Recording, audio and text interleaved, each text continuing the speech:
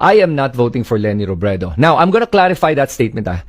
When I say I'm not voting for Leni Robredo, I want everyone that's watching, whether you're voting for Isko, Lacson, BBM, Pacquiao, doesn't matter. I want you to think about what I'm about to say. It's this. Karamihan sa atin kasi, we're so solid. Solid ako behind my candidate. That's the wrong mentality. You should not be solid behind your candidate. Okay, mali yan. Kasi ang ibig sabihin, pag sinasabing solid ako sa kandidato ko, sinusuportahan ko ang kandidato ko, ibig sabihin yun na yung end goal, na manalo yung kandidato mo. Mali ang pag-iisip na ganyan. That's being a fanatic. That's being unquestionably loyal, na kahit magkamali yung tao, may pagkakamali na yung tao, susuportahan mo pa rin. Hindi pwedeng ganyan. Pag-isipan natin to When I say I'm not voting for Leni, I'm gonna be very clear. Kasi I'm not voting na ang end goal is for Leni to be president. I'm voting for my country.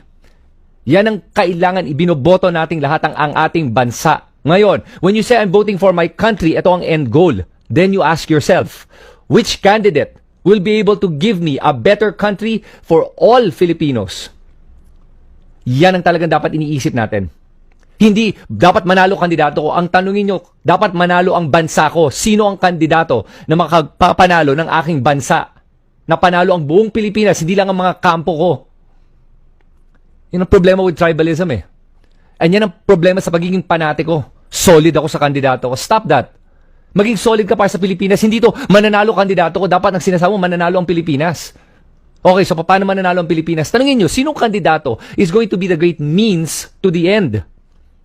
Okay? Hindi sila yung end goal. Hindi yung kandidato yung end goal. Ang Pilipinas yung end goal. Ang kandidato is the means to the end. Then you ask yourself, sino nga ba? So, what are the things we want for our country? Let's look at this. Number one, ako ang ayoko talaga, corruption. So, nag-iisip ako, sino sa mga kandidatong hindi corrupt? Yun ang importante So, magbasa-basa kayo, tingnan naman nyo talaga kung ano yung history ng isang tao. Bago kayo boboto. Sobrang solid kayo, hindi nyo naintindihan na nakakalimutan nyo ang Pilipinas. Your oath, your loyalty is to the Philippines, not to any candidate. So, first, corruption. Talagang hindi pwede yan sa akin. Kung ang isang tao ay lumaki sa korupsyon, wala na yan sa akin. Ang isang tao ay nag-benefit sa korupsyon, wala na yan sa akin.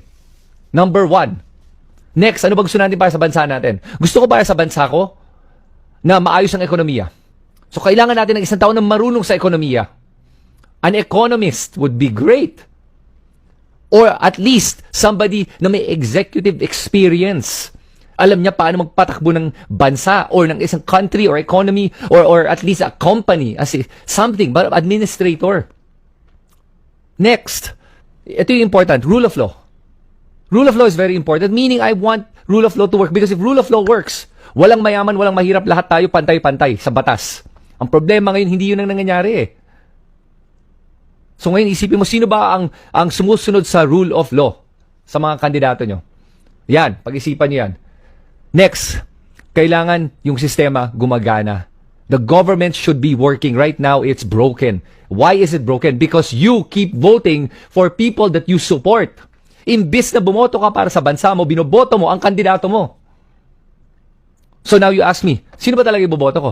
Ang Pilipinas. Boboto ko ay ang Pilipinas, ang aking bansang Pilipinas, at ang boboto ko ay para sa aking mga kapwa Pilipino. So ang tanong is, sinong kandidato para sa akin ang nag-fit sa requirement ko para sa boto ko para sa Pilipinas? Tanungin mo yun sa'yo, sa sarili mo. Yung kandidato mo ba marunong sa economy?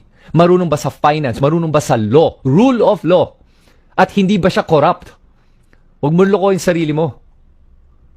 You're in an echo chamber, whoever you're voting for. Trust me, I know that. And that's why if you look at my feed, it's mixed. I have Pacquiao, BBM, Lacson, Leni on my feed because I read all platforms. I read what they say, what they do. I read what they're about. I read what the supporters of each of these candidates talk about. And that's the problem. Is that we don't do enough of that diverse reading. We're so into our echo chambers of who we believe is correct. And who we support without understanding, are we really supporting that person or are we supporting our country? Because I'm telling you, most of the time, you're supporting your candidate. Hindi mo sinusuportahan ng Pilipinas. So stop this. Vote for your country and ask yourself which candidate is going to be the best for my country. That is who you should vote for. Remember that when election time comes. That's it, I'm out. Okay, I'm just gonna add this for people that are watching. I know you guys are gonna ask that question anyway. So who am I gonna vote for? So here is who I'm gonna vote for.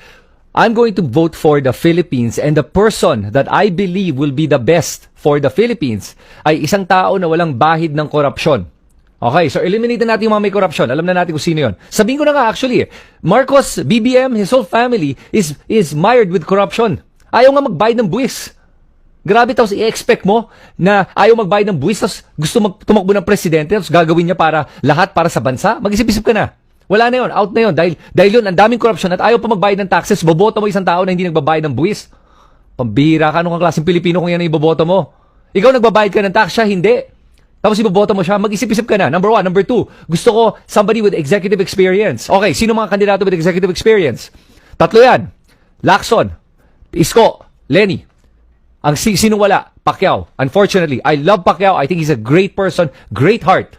But he does not have executive experience. Out na yan. So if you're voting for Pacquiao, it's not a problem. Because if you want to vote because of how amazing as a person he is, great. But think about the country. Again, the country. Pacquiao, in my opinion, is best to serve as a private citizen, not as president. You need somebody with executive experience. Okay, so tatlo na lang. Sa tatlong yan, nag-iisip ako, sino ang may kakayahan sa ekonomiya? Yung may economic background. Okay, before that, sino ang may kaya rule of law?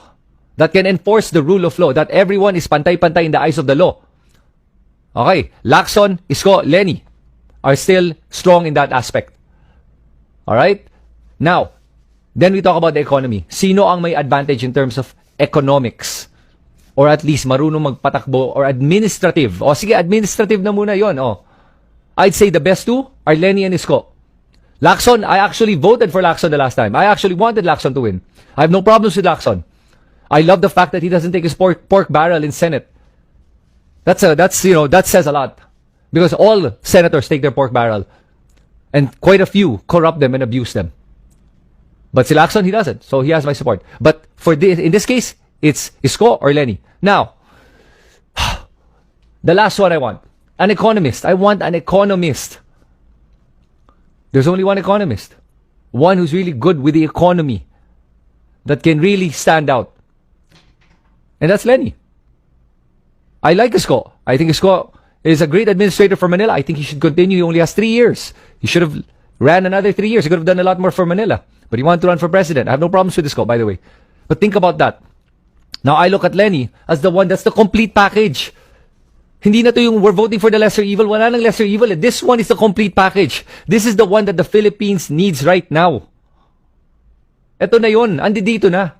Why are we gonna pass up on that chance of a candidate that really fits everything that the Philippines needs, ang kailangan ng Pilipinas at ang kailangan ng lahat ng Pilipino? Yun na yun eh. So yes, I am voting for the Philippines. I'm voting Leni Robredo. And I think you should too. Because unahin natin ang Pilipinas bago ang kandidato natin. Because she has shown that she puts Philippines first before herself.